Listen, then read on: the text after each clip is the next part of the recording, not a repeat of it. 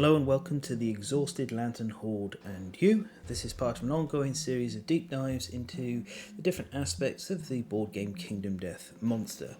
Now, my name is Fen, and before we go any further, we're looking at a section of the showdown board here rather than the Exhausted Lantern Hoard itself, because, to be completely honest, beyond a certain point here we're going to get into big plot spoilers, because this is the first heavy People of the Lantern recording that I'm doing. Now, I just gotta say, I even agonized about what to call this, and I decided to call it what it is, Exhausted Lantern Hoard, because the existence of the Exhausted Lantern Hoard shouldn't be a spoiler for anyone.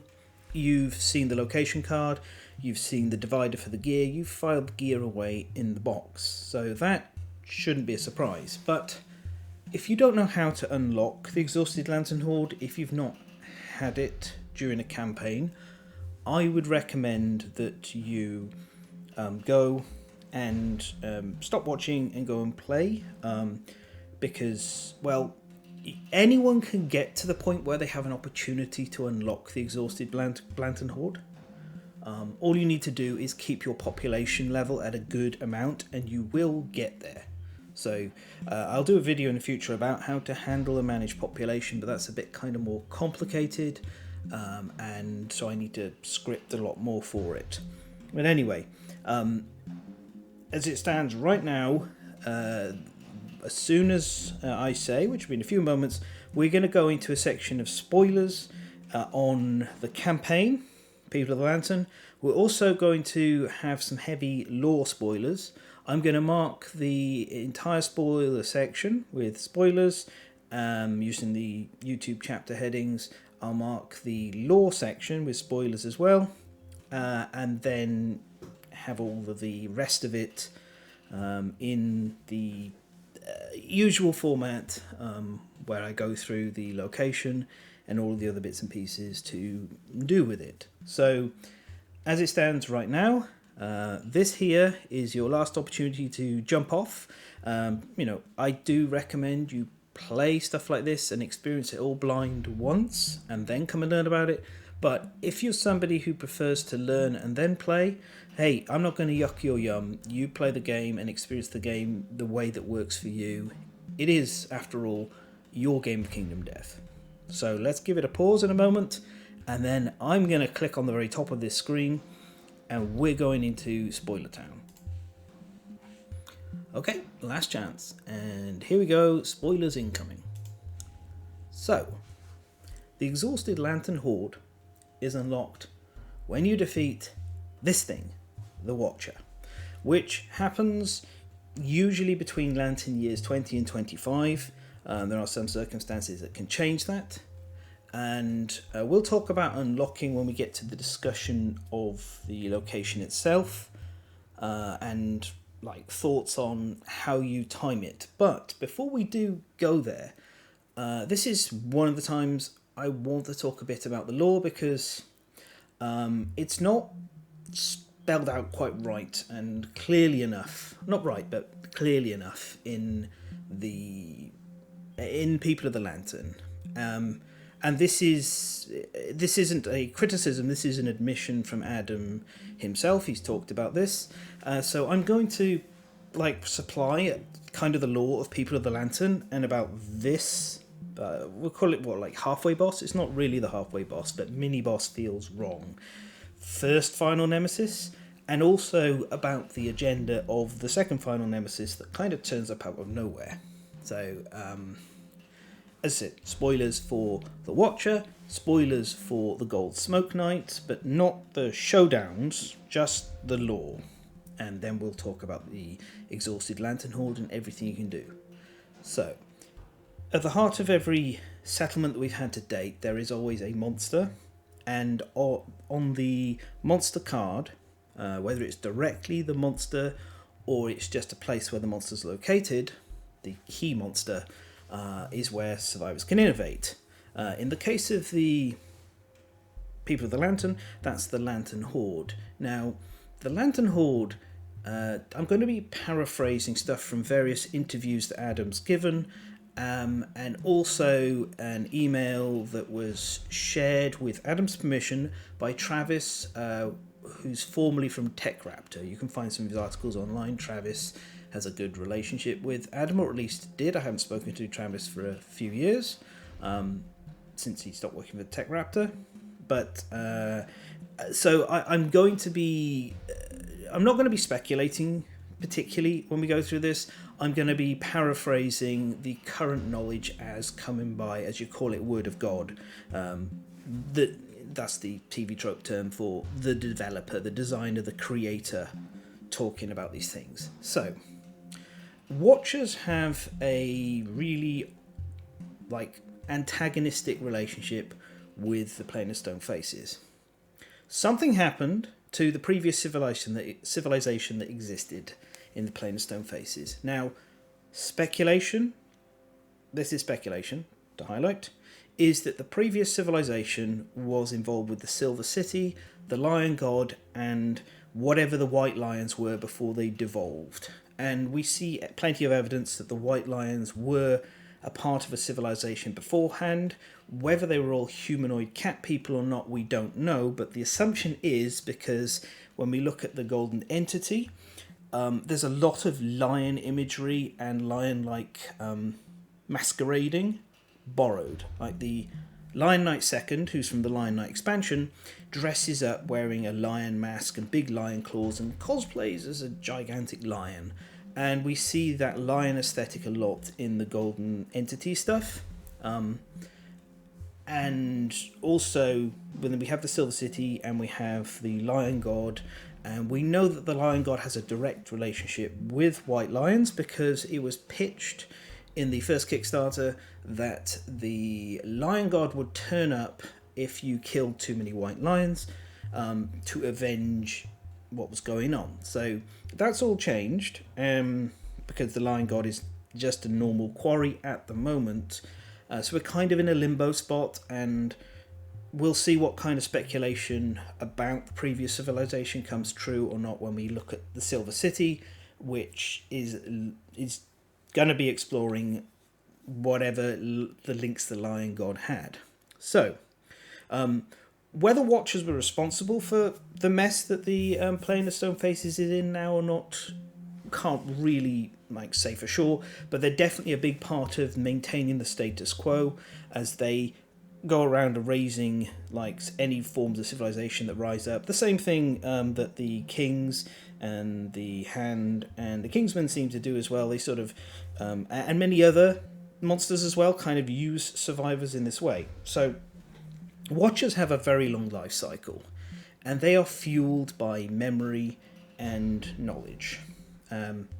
So what will happen is eventually they'll reach a point in their life cycle where they need to feed. They will coat themselves in a cocoon, which is filled with these kind of light reflecting copper wires, as we see from the resource, and they will bury themselves at least partially or even fully in the ground.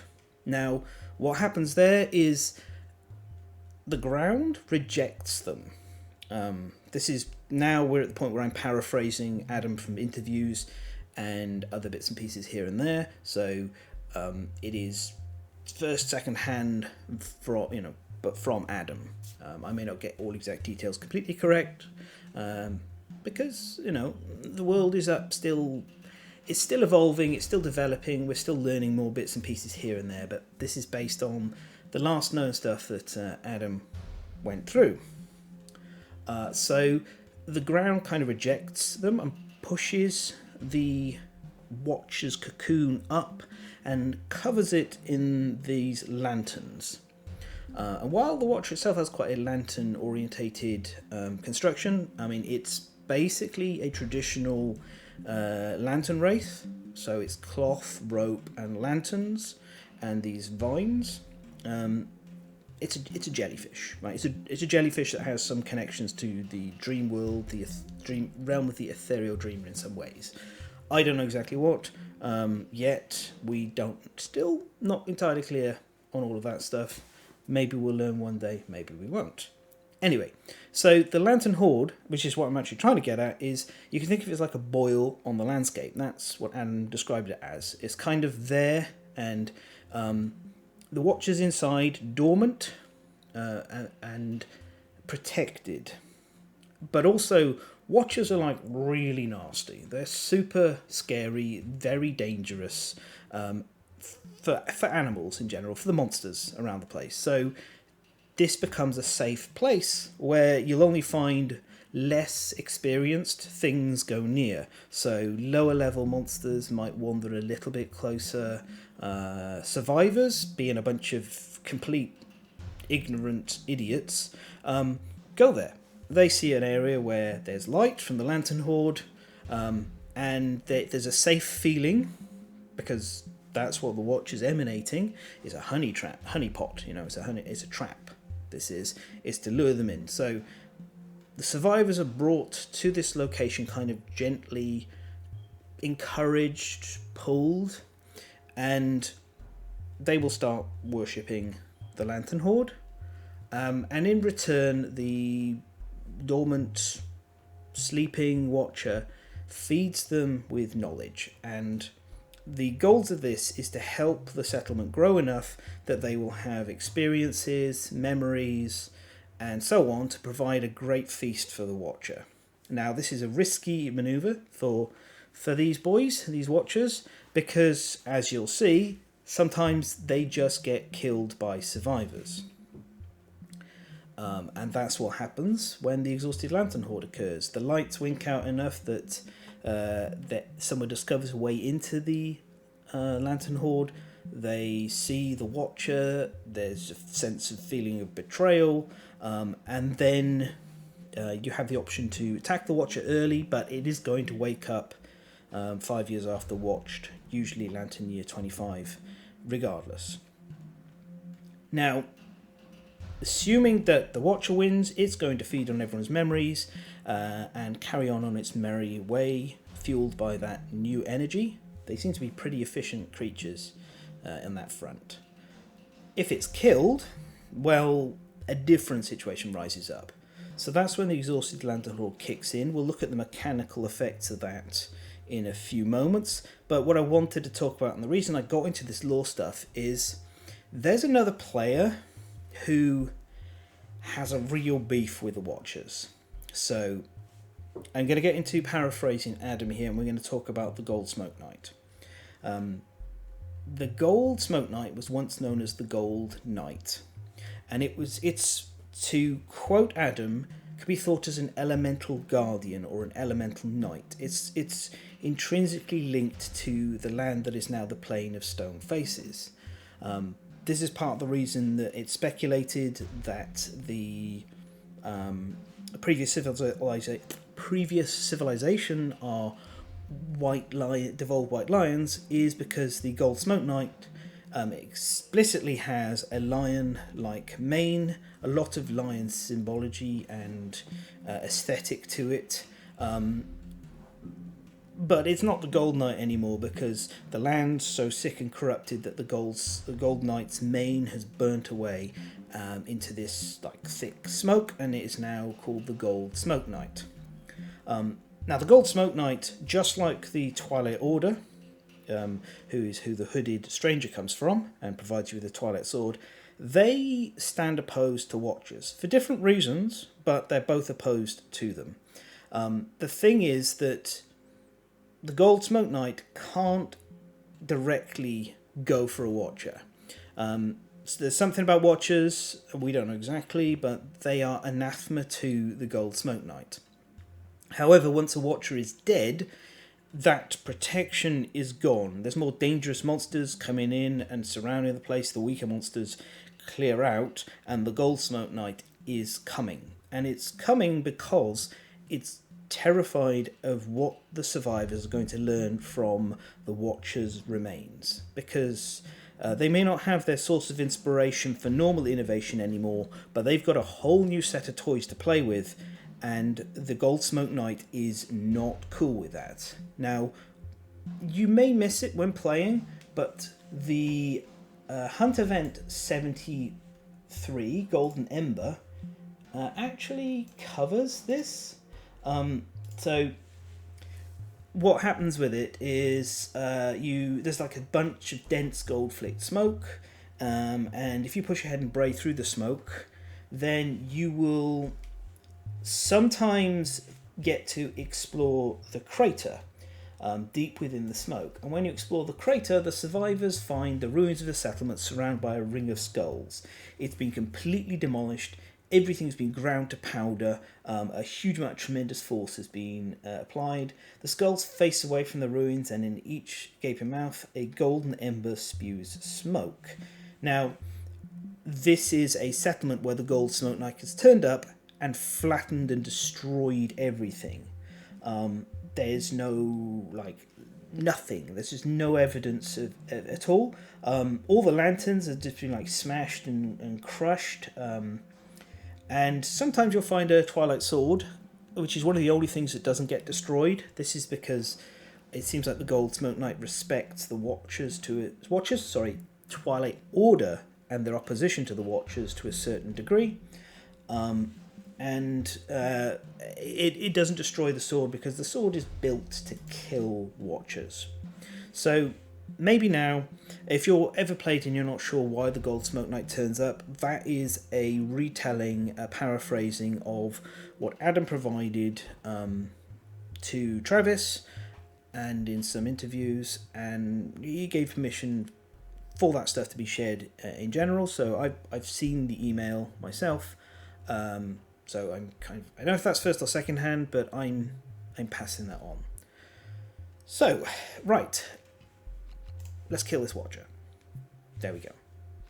And now, let us go to the Exhausted Lantern Hoard. And we're outside of lore spoilers now.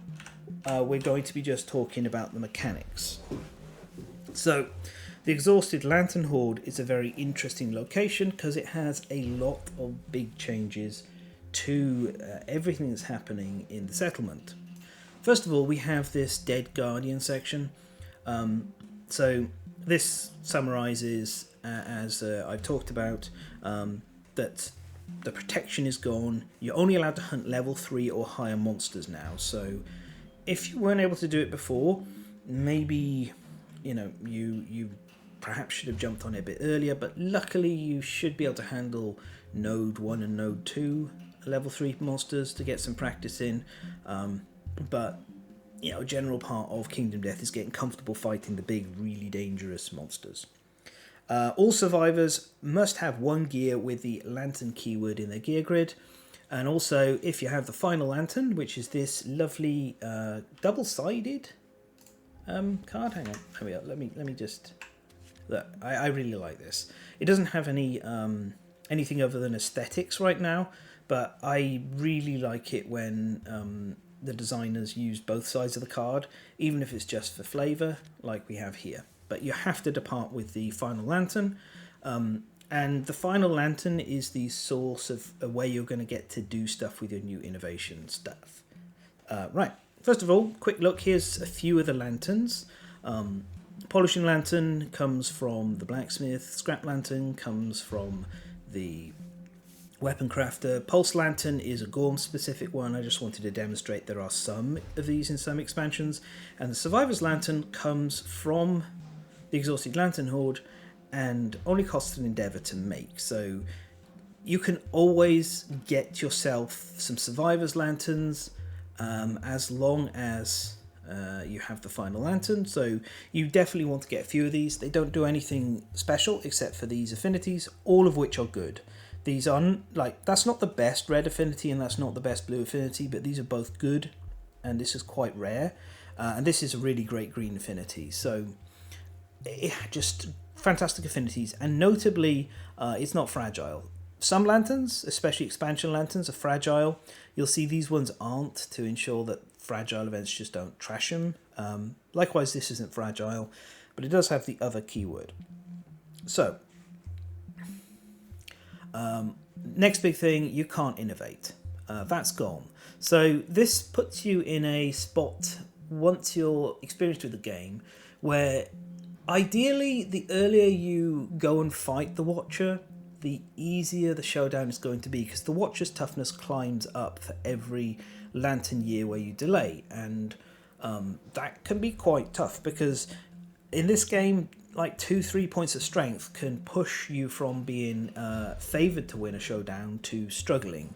So it's always something you want to think about. But the benefit of delaying is you will get to make more normal innovations. But once this is here, you've lost that. But you do have a new version of innovating, which is like here in this. But before we go to that, let's take a quick look at the investigating and the resources, just to sort of prime us up. So first of all, investigating here, single endeavour, you roll d10. The main thing to note is the people you want to be sending in here, either they need legendary lungs, because they're completely safe. If they do, the worst they'll get is a random disorder, or they need to be completely disposable. Don't send anyone of value in here without legendary lungs, which you get from the Butcher Showdown, because 20% of the time they'll die. So plebeians, as I call them, disposable survivors. Right. Here on 7 or 8, you get cocoon membranes. This is the big ones you're trying to get. They're right here. They're an organ and an other. You notice it's interesting, they have this other keyword along on this kind of stuff. Saviors can't use other gear. So it's a nice, another piece of like flavour tying that pushes these things together and indicates that the Black Lichen and the cocoon membrane and the final lantern all have kind of similar stuff within them. But you'll notice the lantern tube doesn't have the other keyword. Anyway, you'll get 2 cocoon membranes. That's great. You want cocoon membranes because they're very important for this process here in oxidation, which is going to be the bulk of what we talk about in this video. Or you can get the lantern tube. So the lantern tube, first of all, there's a little bit more of world building. As I mentioned, doesn't have the other keyword. Also, you can sometimes find broken lanterns inside it. So this is what's pushing them out. Speculation on my part here.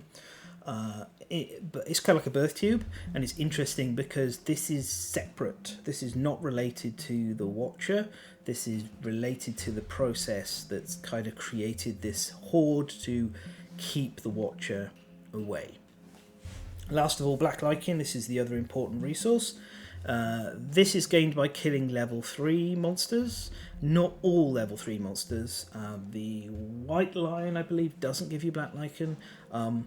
But you will see which level 3s when you fight them give it or not. And I think there should be FA clarification on which of the other level 3 fights. There's something somewhere on the internet that mentions it. But yeah, you want this as well for the process of oxidation. So you should have been gathering these already. You want, this is the main goal. You don't need a lot of lantern tubes, but you may want one depending on which weapons you're picking.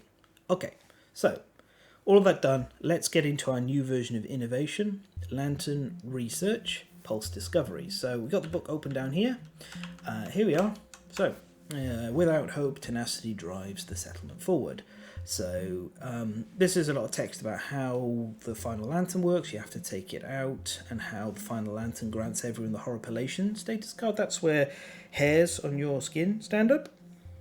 And also talks about the death die, which is just here. It's a dice that you've probably seen when you open the box and been like, ooh, that's a curious little dice. Here it is, and this is our new version of the monster controller. Whoever has the death dice now is the monster controller. Lovely. And they can do other things. Okay, one thing first of all to note is the final lantern is not only vital in that you have to take it out, it is really bad to lose the final lantern because you lose access to horripilation and all of this. So look after the final lantern. Don't casually archive it for whatever reason. It's bad news. Pulse Discoveries is a double cost innovate. So we see it costs 2 endeavours, and it costs 2 bone and 2 hide and 2 research, and you get the next level. You start at level 1, and you have aggression overload. This gives you an extra attack roll to an attack.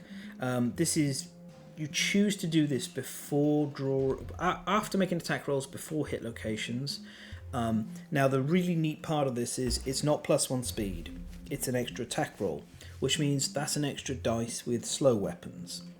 And that can be huge because stuff like the Dragon Slayer and other grand weapons and lots of slow weapons hit like an absolute truck, and their limitation tends to be they are slow and you can only get more speed by frenzying with them. But also slow bows. Normally slow bows, you're stuck with them being at 1 speed because frenzy doesn't work there. Well, boom. We got an extra dice with the arc bow, for example, or the Dragon Slayer, or even heck the Perfect Slayer. All sorts of interesting things to go on with it. Obviously, the slower speed a weapon has and the higher strength it has, the more powerful aggression overload is. Fortunately, you get it like already, so you've got something to do with the death dice right away. Our second level is acceleration. This adds 1d10 to a movement action. You do it before moving, so you don't know how much you're going to get, but you can easily translate it into percentage. Like 100% of the time you're going to get at least +1 movement, and 10% of the time you're going to get 10 movement, and you slide the scale up and down based on that. Now the benefits of acceleration are they can help you reposition a huge amount. They can be used to more effectively dash cancel, though dash cancelling, just as a reminder, is when a monster targets you during the flow step, you activate dash and you move beyond the monster's movement range, and then in its move and attack step it is forced, just picture the target, so it has to move towards you, it can't reach you, and it will stop doing the rest of its attack, which is why it's called a dash cancel, because you dash to cancel the monster's attack. The other thing is you can use this with stuff that gives you bonuses for moving further, like Phoenix Armor. Phoenix Armor's charge attack, which is its set bonus ability, it increases your strength the more spaces that you have moved before you connect. And this is a place where you can use it. It's a bit of a gamble, again, so you need to think about where you're positioned and what the odds are of it working. Because once you commit to it, you're rolling that dice, and that's it. You know, if you fail and don't get enough, well, tough luck. Okay, our third level is what I think is the peak of power. This is like where you get the best returns. These first 3 are really, really good. And this is uninhibited rage, so this lets you add 1d10 strength to a wound attempt after you've rolled. So you don't have to commit this beforehand, which means you know you've not rolled a 1 on your wound dice, and you can directly work out the odds of converting your wound attempt from a fail into a success. Obviously, if you're 1 point short, this is boom, here. You can use your once per turn death dice and get the success. And you can just work out the percentages from that because it's just 10% steps. So it's a nice little like gamble to help with. You can figure it out. Anyone can work in 10% to get a good idea. Typically, I think the usual rule is 60%. That tends to be the best way to look at it in Kingdom Death. If it is at least 60% likely to work out for you, then fantastic. It's worth going for because the odds are in your favour. And the more the odds are in your favour, the more powerful this roll's going to be, and the better. But you may fail a roll and you're looking and you're going, okay, there's no failure result on this. There's a nice wound result, but I'm only going to succeed on a 7+, so that's 40% of the time. And I've got more wound rolls to make, so I'll suck it. I'll suck it up and just fail this one and try on the next location. At level 4 we have Legs Locked. So it has been FAQ clarified. This is a spending ability. You can't do anything else if you use leg locked, but it just gets you to your feet. And it's worth noting that this is kind of, you can use the dice like any time during a round. And then you can't be knocked down for any reason until you pass the death dice to the next player when they become the monster controller. Not super powerful, but there are some situations where not being knocked down can make the difference between life and death. Typically, if monsters target knockdown survivors, they tend to hit them really hard. And then our last level, level 5, is Metabolic Surrender. Anytime during the showdown, you may roll the death dice. You gain twice that much survival. This round, you ignore the effects of all permanent injuries, impairments, disorders, and negative attributes, including everything else. And at the end of the round, you die. So this is one of those, like, desperate moves. And you have to be pretty close to dying anyway before you pop this. So it is a worst case scenario ability. You'll unlock it if you have the time and the spare resources. And this can, on occasion, turn a failed final battle or a desperate level 3 fight into a win.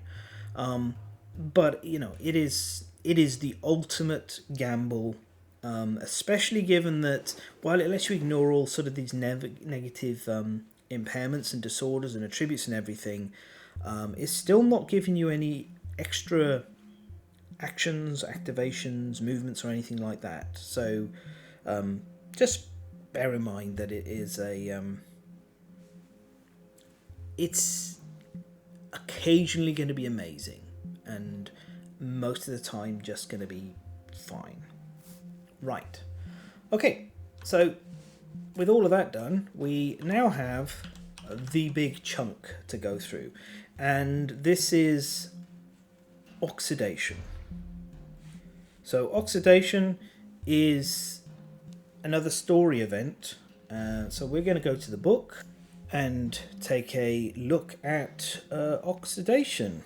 This is the process through which you're going to upgrade select blacksmith items and turn them into more powerful versions of themselves. So here, let's scroll down. Here we are. Here's oxidation.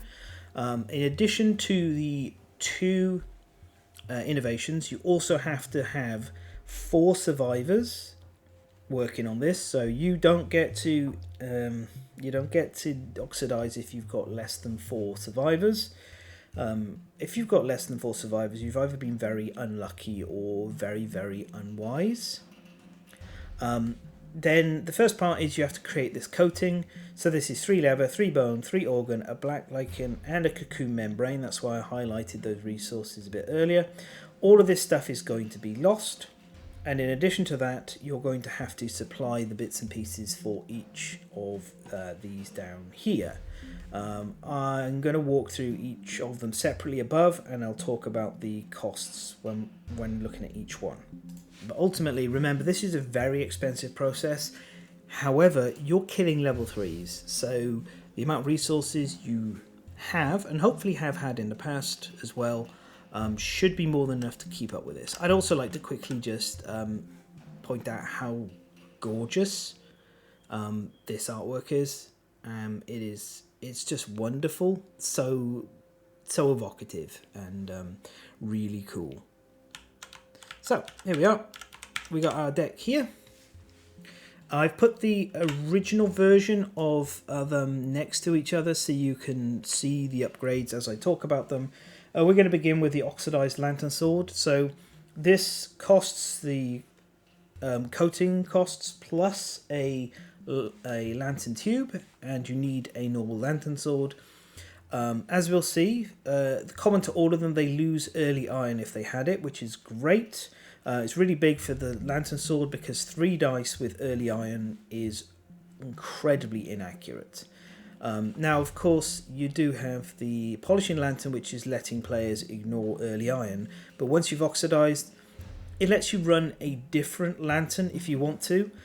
but there are still benefits to running the Polishing Lantern because it interacts with this finesse keyword to provide +4 strength. So you might still keep a Polishing Lantern in order to buff the strength of lower strength oxidized weapons.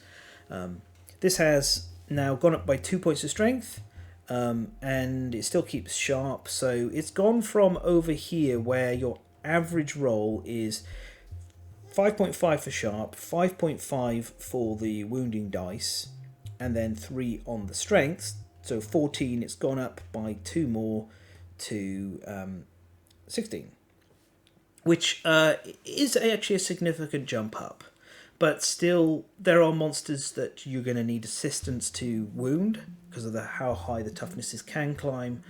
And that's where the death dice comes into play. Still, stuff like the Monster Tooth Necklace remains relevant. The Polishing Lantern can assist as well. So you can set up a big attack with a lot of extra strength stacked onto this. And instead of like swinging twice in a turn, you might surge to polish and attack or something similar. The really big thing that this gets is deflect tokens. So here we have, you spend an activation, you now have exactly 1 deflect token, because this is deflect 1, and the next time you're hit, ignore that hit and lose 1 deflect token. So deflect is like a super version of block. It has a, it doesn't work with block. If you have deflect, you can't activate block. But it's best to think of it as a fire and forget version of block. Deflect, it becomes more and more common as you get into expansion content that's come out after 1.5, like the Gambler's Chest. It's a very powerful mechanic. It's nice to have it on a sword, especially a sword with good stats. So this is a decent weapon. It's not the best thing you can craft in the Exhausted Lantern Hoard, but for a sword dude or a sword and border, it's nice. It's very nice.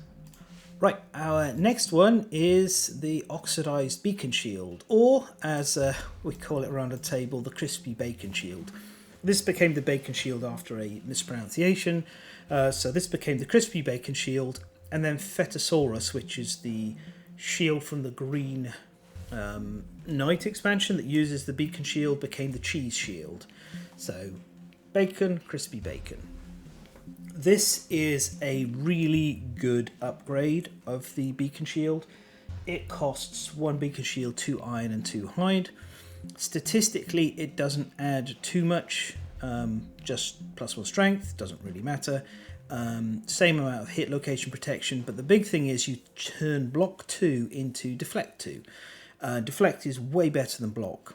And also, these now have different names. So you could technically, if you're playing a shield turtle build, there's 4 armor points to all locations.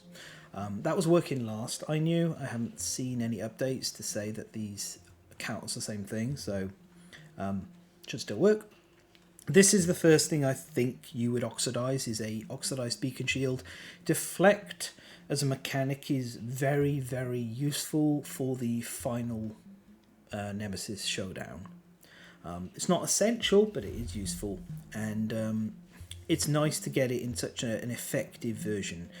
Being able to just deflect whenever you're in a position that you can't, you're not necessarily going to block and you can't match your attack is super, super useful. So, fantastic. Alright, Oxidized Lantern Dagger. So, this costs an iron and 4 hide on top of what you're doing, and this is one of the most significant upgrades to a weapon. 2 7+ and 1 with paired sharp and early iron, and this affinity here is not super great, and I believe I recommended you just don't use this really. It's better to get expansions for better daggers. However, this thing here, this is pretty impressive for a dagger. It's still not quite where I'd like it to be, but it is definitely playable. It gains a speed, it gains an accuracy, it gains 3 strength here, tripling its base strength. It still keeps sharp, it loses early iron, and it gets the bone dagger ability for perfect hits, which synergizes nicely up here. Of course, the usual rule with playing with daggers applies, which is you need a really beefy survivor if you're going to be using these kind of daggers. And if you don't want to be playing that way, you probably want to wait for the Gambler's Chest and other expansions that provide daggers with really good stats. Or play daggers like the Acid Tooth daggers that bypass the normal strength rolls. Huge improvement, but I still tend to think this is pretty low on the priority order. First of all, you end up needing to make 2 of them, and that's quite expensive. I wouldn't want to use this unpaired, really. There's better stuff. It also doesn't have good synergy with Dagger Mastery, because Dagger Mastery doesn't really give a hoot about this kind of things. It only cares about like raw wounding stats. So yeah, it's a huge improvement. I just don't think it's enough for my tastes, and I usually won't make this, but I do appreciate how it now sits either side of the Lantern Greaves in a lantern armor set, and we even have a model for that with the Cockroach Queen, who came out in the Gambler's Chest, so that's pretty cool at least. Now we have the Lantern Glaive into the Oxidized Lantern Glaive. So this costs an iron and 4 bone. That's one of the cheaper costs. In addition to flipping the other way around and getting this nice funky electroplated coating of oxidization, and losing early iron, it gets barbed 4, and plus 2 strength and plus 1 accuracy. So the Lantern Glaive is an amazing weapon anyway, as it's a spear axe that is very powerful. Two-handed and reach, this means it works well with stuff like Phoenix armor that has a charge attack or a fixed movement attack where you have to go X amount of spaces or move in a specific way. Having reach without reach, if you have to land with the monster being within usually one of 3 spaces, because the 4th space is behind you, but you can only hit the 4 spaces orthogonally around. When you have reach, suddenly you've got 12 spaces you can hit in. I talked a little bit about this in one of the other videos. I think it was probably about the King's Spear where I talked about this. But anyway, this is a great weapon, and it's a reasonable increase. Like plus 2 strength is meaningful, plus 1 accuracy is hugely meaningful. Barbed 4 is usually a percentage of an upgrade. Barbed gets better the more dice you roll. This didn't gain any dice. This will be something I upgrade fairly early on though. Usually one of my first 3 oxidizations, because that spear axe combo, that reach, it's all fantastic, and this is a very solid weapon. But my usual second craft is actually this one. So I talked about the ring whip before, of course, in the blacksmith video, and I noted that like this strength is a big old problem, but it does have reach and it does have sharp, and it is actually pretty accurate. But what we have here in the oxidized ring whip is the most significant upgrade to any piece of blacksmith gear, with the exception of the beacon shield. So it gets plus 3 strength, and hopefully it's been used with a whip master who has a base plus 5 strength as well. And on top of that, one would hope that your survivor, just like dagger using survivors, is a real beefcake anyway. But here we're getting a lovely ability that we haven't seen since the Rawhide Whip, which is Provoke. Not easy to do. You've got to connect this blue and you've got to put 3 more reds into your gear grid. Now, that usually requires a fair bit of compromising, but there is a build, and I'm going to show it at the end of this video, that does this with virtually no compromise at all. And it's actually a very fun build, and the only negative about the Oxidized Ring Whip is it has Provoke, but sometimes you may be so badly injured, lost all your armor points, etc., you don't want Provoke anymore. but you don't have a choice. This is an optional as far as I remember. I'm going to actually briefly check. Yep, I just paused and briefly checked. Yeah, provoke is not optional, so that's terrifying. So yeah, but I love this weapon. And the only downside I think is that whip progression is a little bit wobbly still. We don't have a lot of whips. The Gambler's Chest didn't add a lot of new whips in the lower portion anyway, so you're kind of stuck with core game. Spidiculus has a whip, the Crimson Crocodile has a whip, and then end game stuff like this and similar has whips. But we definitely have problems in having a good selection of whip options. However, the Final Destination here, one of two possible end game whips, is really impressive. Okay. And sorry, I need to also say the cost of this is iron and 4 organ, which is actually pretty cheap on the various costing of this Exhausted Lantern Hoard stuff. Finally, we've got the Lantern Helm turning into the Oxidized Lantern Helm. So, let's not highlight that. That costs 1 iron and 4 bone, so very cheap, same cost as oxidizing the Lantern Glaive. And as we can see, it gains an armor point, it gains the outfit keyword, and it goes from earplugs to super earplugs. So earplugs makes you deaf, reduces your accuracy. The Oxidized Lantern Helm gets an optional version of earplugs where you get all the benefits of being deaf and none of the downsides. So this is pseudo immunity to most intimidates, as long as you have that connected blue puzzle, which is relatively easy to do for armor set headpieces, and a red affinity somewhere else in the gear grid, again pretty easy to do. Also, the outfit keyword means that you can use this on any armor set which has a metal helmet, and it can replace that. So you can stick this on Phoenix armor, for example, if you don't want the evasion token because insanity is required to generate that. You could run an Oxidized Lantern Helm instead and enjoy all of these benefits. It is a very impressive helmet, and the fact that it has outfits so it doesn't break set bonuses is super sweet. So I really like it. I also think it's great that it's incredibly cheap. So before we get to builds, just to briefly, let's go down to the list here and talk about my priority listing orders. My biggest hits for me, Oxidized Beacon Shield will be like the first, maybe even the second one I go for. The Lantern Glaive is moderately high priority, but if I'm playing with whips, I'll do the Ring Whip as second. So I'd go Beacon Shield, Ring Whip, maybe Lantern Glaive or Beacon Shield, and then I will end up doing Lantern Helms.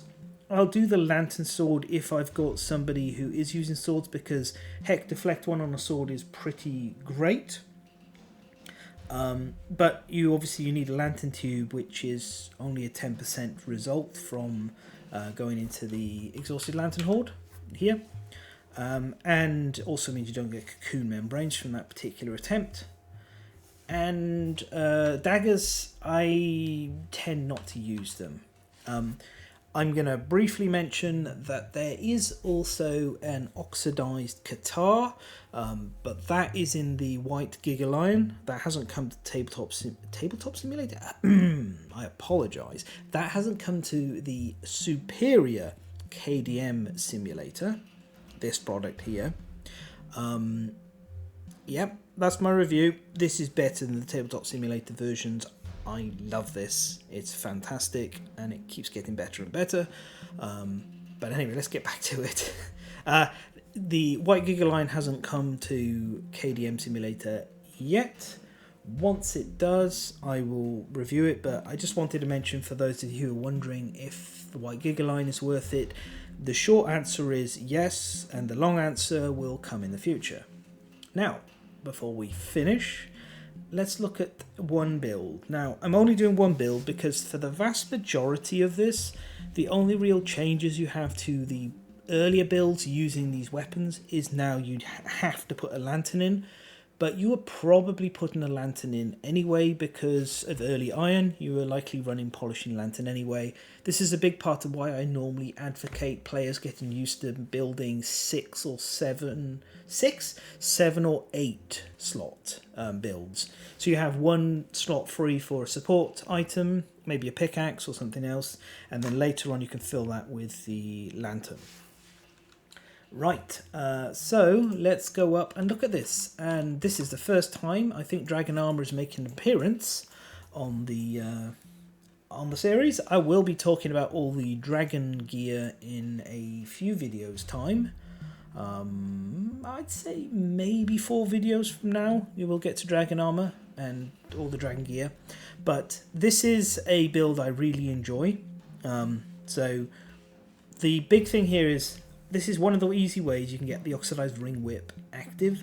You can see here we've got 1, 2, 3, we've actually got 4 red affinities. This is a flex spot. And this is technically a flex spot, but I think having a beacon shield or an oxidized beacon shield in here is very useful, because even though Dragon Armor has decent protections with 5 on all locations, going up to 7 and having block 2 or deflect 2 is really great. But the wonderful thing that synergizes this best of all is, if we're clicking on here, Leap. So Leap is another one of those monster movement abilities. I'll talk about it in detail when we get to the Dragon Armory video itself. But what it does, you move 5 spaces and you get to activate a melee weapon and attack with +2 accuracy and +5 strength. And our Oxidized Ring Whip, that was a spoonerism. Our Oxidized Ring Whip has low strength, but has reach 2, and that synergizes really well. So in this gear grid here, if you're leaping, you've got a 3+ accuracy with your Ring Whip, and you've got base 3 strength, +2 here to put you to 5, and with this leap you go up to 10, and you've got sharp, and you've got your normal wounding dice, and technically here, although you could have a different lantern, this is also +4 strength, so you can hit really hard. And Dragon Armor is a decent frontline armor set. It can take a lot of hits, and it has a big benefit of not being heavy. So the only sad thing about this is we can't get the Dragon Belt active, but that's not a super powerful ability.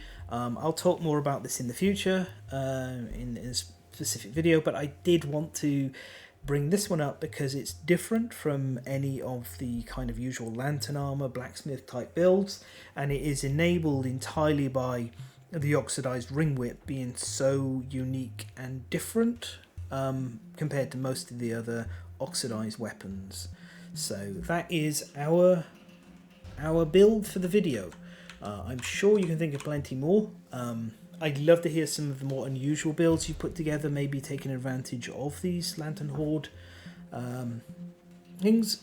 And, well, let's just summarize, shall we? So, once you've unlocked the Exhausted Lantern Hoard, you want to be working towards upgrading your Pulse Discoveries. You certainly want to get to at least level 3. Level 4 and level 5 both have situational benefits, so they're worth going towards as well, but the first 3 levels are your best juice for the squeeze.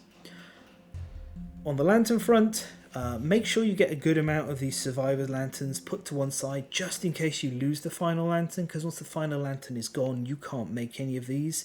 So if you lose this and you don't have any of these, you're in a really bad place. And you know, spending a few endeavors, 1 or 2 endeavors every once in a while, just to have a stockpile of these to keep you safe, as for worst case scenarios, is pretty decent. Obviously these 2 are really, really good lanterns.